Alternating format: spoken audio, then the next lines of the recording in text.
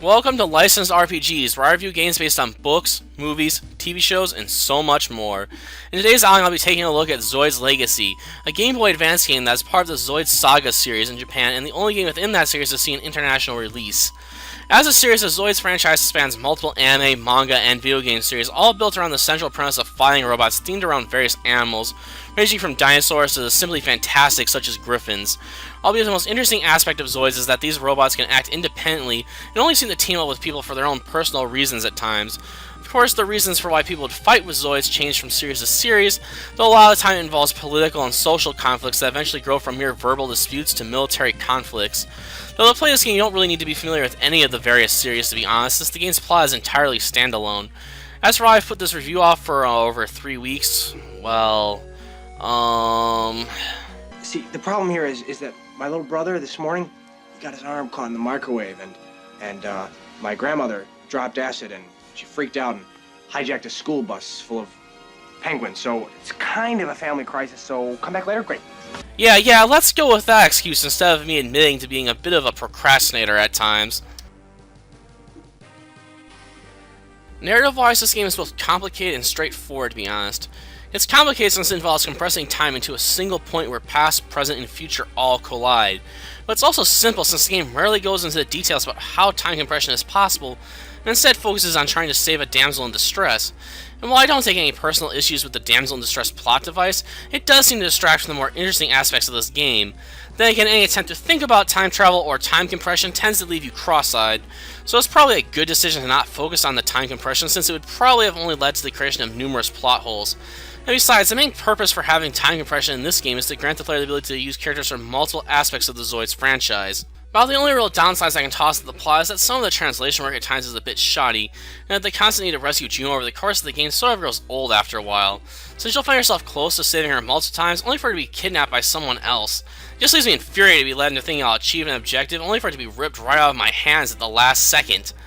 It also makes Juno seem like a ball that's simply being passed around between all of the major players that hope to take advantage of the time compression in order to take over the world. Graphically speaking, Zoids Legacy is what you expect from a Game Boy Advance game. The sprites are relatively clean, and the animation is about what you expect from the system. But the only negative I can toss the game in this area is that you can't turn the combat animations off. And considering the high encounter rate, the inability to turn off the animations means you'll largely spend time running from battles in the late game, or you'll find yourself bogged down by how much the animations extend combat. The background music and sound effects in this game are also pretty standard.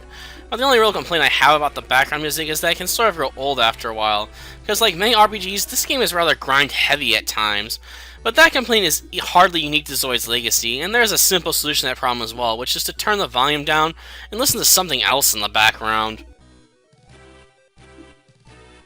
Gameplay-wise, Zoids Legacy appears to be a rather standard turn-based RPG with random encounters at first glance, but it possesses many hidden depths that would be missed by such a casual first look, and these hidden depths offer the game some much-needed strategic depth.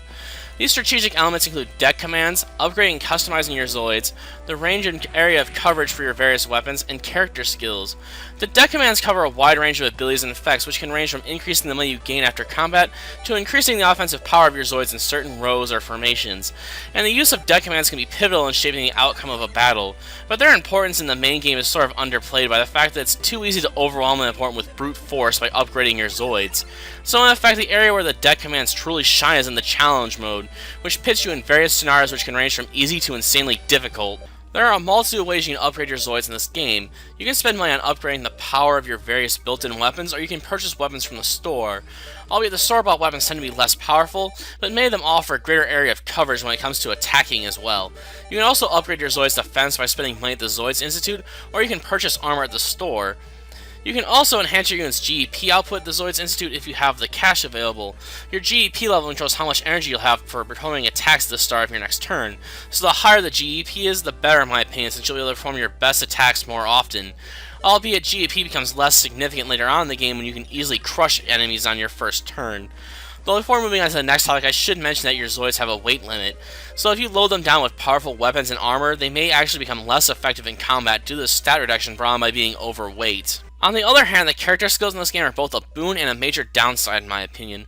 On one hand, a lot of the character skills offer positive advantages like improved accuracy with various types of weapons, but these positive skills can also be offset with characters that have negative skills in the same areas. To further cement my problems with the character skills is that many characters get level boosts while in certain types of Zoids, and this makes the game feel restrictive since you'll most likely going to place your characters in Zoids that they'll have the advantage in, opposed to your favorite Zoids from the show. But my biggest issue with the character skills is the multi-fire ability, since it is so overwhelmingly powerful that is essentially broken in my opinion, since it allows you to attack with 2 shooting weapons at the same time if you have enough EP.